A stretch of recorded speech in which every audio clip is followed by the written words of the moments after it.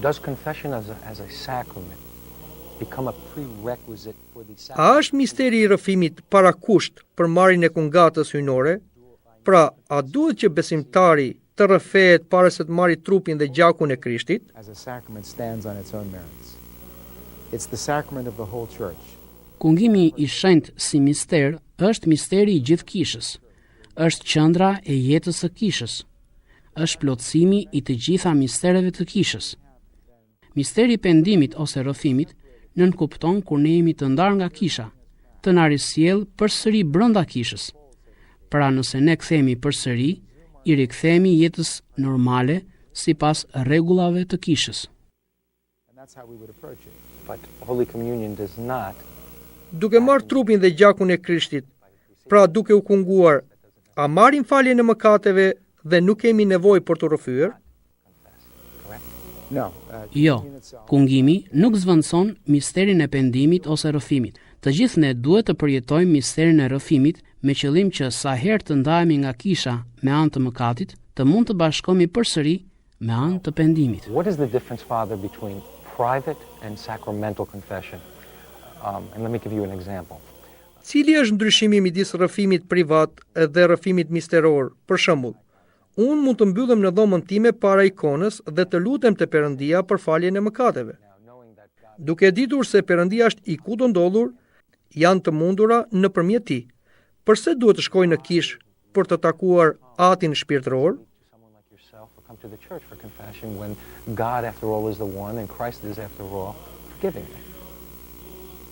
Well, it is possible for a person to Mundet që dikush mund të lutet në shtëpi, privatisht, por kjo përbën përjashtim. Në rastin kur dikush ka bërë mëkate të rënda, atëherë kërkohet të kryet akti zyrtar i rrëfimit në prani të atit shpirtëror.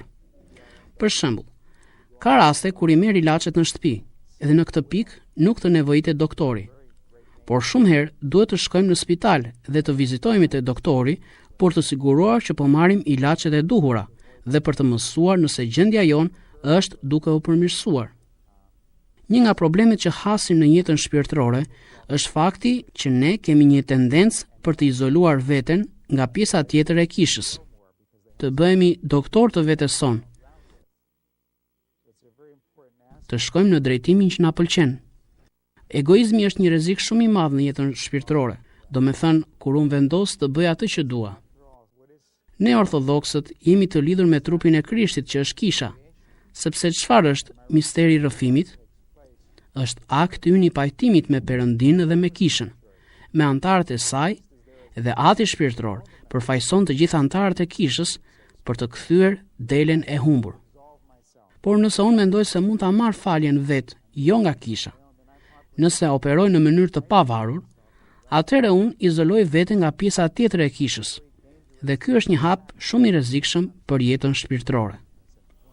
Now, A është e vërtetë se shekuj më parë misteri i rrëfimit nuk ishte privat, pra midis pendestarit dhe atit shpirtëror, por përpara gjithë kishës, pra besimtarve? congregation.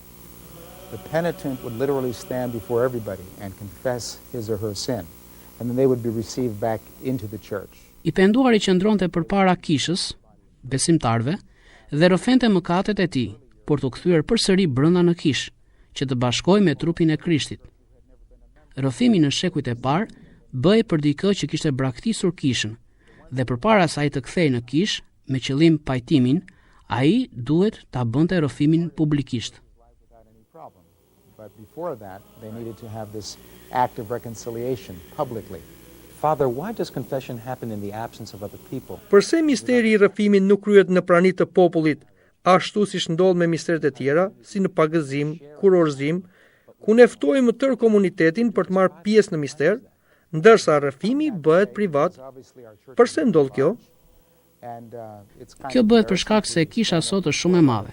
I penduari vihet në siklet dhe në vështirësi që të rrëfejë mëkatet e tij. Vështirësi dhe ngaset e tij para njerëzve. Është më lehtë të takosh dikë për të ndihmuar, për të drejtuar dhe për të dhënë orientimin e duhur. Kështu që kisha ka caktuar priftin, atin shpirtëror, i cili përfaqëson gjithë komunitetin. Edhe ai gjithashtu është ikona e Krishtit për të penduarin. Ai ndodhet aty për të përfaqësuar Zotin Krisht në procesin e pajtimit. process of reconciliation. Now, let's talk about the role of the priest. Le të flasim pak për rolin e priftit. Tham që paraqet Krishtin, por kush I fal mëkatet, sepse dim që vetëm Perëndia I fal mëkatet apo jo? Correct? Only God can forgive the sin, but the priest is there as the extension of Christ. Vetëm Perëndia I fal mëkatet. Praise for Christ. Prifti është I pranishëm për të lutur tek Krishti të fal të penduarin. Por në qofse ai sheh që I penduari nuk shfaq pendim, nuk e ka ndryshuar mënyrën e tij të jetesës, nuk I është bindur kanonit, atëherë Ati shpirtëror ka autoritetin të mos I lexojë lutjen e faljes sipas gjykimit të tij, nëse I penduari nuk I merr seriozisht këshillat e tij.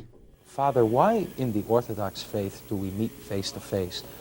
Përse në besimin ortodoks takohemi ballë për ballë në misterin e rrëfimit, sepse në traditën perëndimore ka një mur që ndan pendestarin nga prifti dhe a mund të na thoni përse ne veprojmë kështu? Dhe cili është ndryshimi midis katolicizmit dhe ortodoksisë për sa I takon misterit të rrëfimit? In the Orthodox tradition, the model that we use for confession tends to be more of a medical model. Në traditën ortodokse, modeli që përdoret për rrëfimin është më tepër një model mjekësor. Kisha është spitali. Mëkati është sëmundja që ne vuajmë. Prifti është, le të themi, mjeku dhe doktori I shpirtit. Dhe ne shkojmë për vizitë tek ai për të bërë kontroll, me qëllim që të njihemi me diagnozën e sëmundjes sonë. Në traditën perëndimore ekziston një ndarje që do të thotë: theve ligjin, duhet të paguash për të. Në ortodoksi nuk ka ndarje. Kur I penduari vjen tek unë, që jam atë shpirtëror, e konsideroj se një të sëmur. Dhe unë jam aty të kuptoj se çfarë e lëndon, dhe përpiqem të vë veten time në vend të tij, të ndjej dhimbjen e tij dhe të përpiqem si ndërmjetës t'i ofroj shërimin e Krishtit, shërimin e kishës. Pra është më tepër se një marrëdhënie. Prandaj kisha thekson se rrëfimi është një marrëdhënie shpirtërore mes të penduarit dhe atit shpirtëror. Ai duhet të kurojë sëmundjet që I shkaktojnë vuajtje birit të tij shpirtëror, sepse ekzistojnë sëmundjet në jetën shpirtërore, të cilat kisha I quan pasione ose dëshira të zjarta. Për shembull, dikush vuan nga sëmundja e epshit, dikush nga lakmia, dikush tjetër nga çmira. Pra këto janë sëmundje dhe ne përpiqemi të ndihmojmë njerëzit të shërohen nga sëmundjet, duke u dhënë mjekimin e duhur. Madje në kishë ne themi se kungimi është ilaçi I pavdeksisë. Kisha e konsideron misterin e pendimit rrëfimit klinik mjekësore. Dhe ky është term I përdorur nga etrit e kishës dhe modeli mjekësor I shpirtit gjendet brenda në kishë. I'm assuming that the priest also. Kam dëgjuar se dhe vetë prifti duhet përgatis veten për të kryer misterin e rrëfimit. Si bëhet kjo? How does a priest do that? The priest has to be a person who also confesses. Prifti duhet të jetë vetë një njeri që rrëfet. Ai duhet të jetë gjithashtu nën terapi. Ai ka nevojë për dikë që ta këshillojë, ta drejtojë në jetën e tij shpirtërore. Pra rrëfimi nuk kryhet vetëm nga laikët, sepse në këtë mister nuk ka dallim ndërmjet laikut dhe priftit. Të gjithë ne kemi nevojë për terapi, dhe ky është një proces I vazhdueshëm në rritjen shpirtërore. Spiritual lives. Pasi prifti dëgjon rrëfimin, a vuan ai bashkë me pendestarin? A merr pjesë në dhimbjen e birit të tij shpirtëror? We cannot help but be affected by what people tell Ne us. nuk mund të mos marrim pjesë në ato gjëra që I penduari na thot. Ne vuajmë kur ai vuan. Ne gëzohemi kur ai gëzohet. Kjo është pjesë e procesit e të qenurit atë shpirtëror. Ne ecim me të njëjtën këpucë bashkë me të, që do të thotë kur ai qan, ne qajmë. Kur ai është I lumtur, ne jemi të lumtur gjithashtu. Dhe përsëri e theksoj se është pjesë e procesit. Personi të dhuron diçka nga vetja, dhe ti ofron diçka nga vetja jote. Përveç dëgjimit, Ati shpirtëror I afron nga vetja, I jep zgjidhje. Dhe në atë moment, askush tjetër nuk ekziston. Dhe Ati shpirtëror duhet të jetë 100% aty në vendin e tij gjatë rrëfimit, për të kuptuar se çfarë ai ndjen dhe efektet e sëmundjes së tij, me qëllim që të jap kurën e duhur. Father, what words come to mind to describe a healthy relationship? si mund të përshkruani marrëdhënien që duhet të jetë ndërmjet pendestarit dhe atit shpirtëror? Be way up on the list, would it not? Në mes tyre duhet ekzistoj patjetër besimi. Një njeri nuk mund të jap para hua dikujt nëse nuk ka besim që tjetri do t'ia kthejë. Atin shpirtëror duhet ta shohësh si atin ose nënën tënde, si dikë që e respekton dhe e beson jashtëzakonisht shumë. Pra marrëdhënia është shumë e rëndësishme. If we go to confession, we should go to our parish priest. Duhet që pendestari të shkojë për rrëfim te prifti i enorisë së tij? We're not necessarily to assume that. Perhaps the majority of the people who go to Kjo nuk është kusht. Nuk do të thotë nëse unë jam prifti një famullie dhe të gjithë besimtarët e famullisë sime duhet të vinë tek unë për të urrëfyer. Disa njerëz mund të jenë më rehat me një atë tjetër shpirtëror, ndonse nuk shërben në famullinë e tyre. Për shembull, shumë të rinj kur shkojnë në kampet e verës, rrëfen tek ati shpirtëror që shërben në këto kampe. Pra nuk është kusht. So it's not an exclusive thing. Now, you made an analogy. Më parë ju përdorët një analogji të priftit me doktorin, dhe ashtu si ne kur sëmuremi kërkojmë dhe pyesim të afërmit për një doktor të mirë, a është kjo mënyra e duhur që duhet përdorë një besimtar për të zgjedhur atin e tij shpirtëror ose rrëfyes? To seek out and see where he or she feels. Ja vlen ta diskutojmë këtë pikë. Unë mendoj se një person duhet të përpiqet të gjejë një atë shpirtëror që të ndihet sa më mirë. Pra në qoftë se ndihesh mirë, atëherë marrëdhënia ndërmjet birit dhe atit shpirtëror është më frytdhënëse, duke qenë se ajo bazohet në besim, respekt dhe dashuri, dhe nuk ka asnjë arsye që të mos përpiqesh të gjesh dhe të pyesësh për një atë shpirtëror.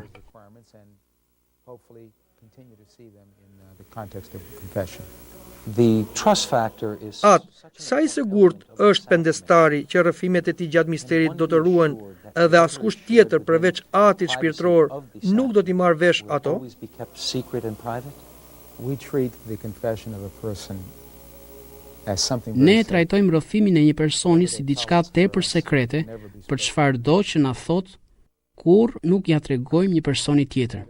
Dhe kjo është pjesë e premtimit ton gjatë dorëzimit si atë shpirtëror. Ne u dorëzuam në gradën atë shpirtëror për të nderuar dhe respektuar dhe mbajtur sekret rrëfimet që besimtarët na thonë gjatë misterit, pavarësisht se sa të rënda mund të jenë ato. Are there ever situations that arise where A ka ndonjë rast kur ju mund të zbuloni diçka gjatë rrëfimit? Rreth kësaj mund të flas në sensin praktik. Kur dikush shpreh dëshirën që t'i bëj keq dikujt, pra nëse jeta e dikujt vjet në rrezik, unë duhet të shqetësohem për këtë dhe më duhet të bëj diçka për ta parandaluar të ndodhë. Now what happens if Çfarë ndodh nëse dikush rrëfen se ka bërë një vrasje ose diçka tjetër të rëndë? A do të informoni autoritetet? Unë duhet të përpiqem ta këshilloj dhe ta inkurajoj atë person që të dorëzohet tek autoriteti, dhe ky është hapi i parë që do ndjek. Por nëse unë shoh që personi nuk pendohet, nuk shpreh pendim, unë duhet të bëj diçka, sepse ky individ mund të jetë përsëri një rrezik për shoqërinë. Në fakt më duhet të them se çfarë pendestari mund të jetë ky njeri. Personi vjen tek unë, rrëfen një vrasje, por nuk pranon këshillën e atit shpirtëror. Nëse vjen tek unë me mirëbesim dhe nëse unë i them se për këtë gjë duhet u dorëzohesh autoriteteve, dhe ai më thot, "Jo, unë nuk do të paraqitem tek autoritetit." Ku është marrëdhënia ndërmjet atit shpirtëror dhe birit shpirtëror? Kjo nuk mund të konsiderohet një marrëdhënie korrekte shpirtërore. Çfarë është mëkati? Sin is behavior that separates us from God. Mëkati vepron i ndar nga Perëndia si në mendje, mendimet tona dhe në veprimet tona. Mëkati na njollos, na ndot. Shkrimi i Shenjtë na thot: mos ndotni me pisllikun e botës. Mëkati ndërpret marrëdhënien që ne kemi me Perëndin.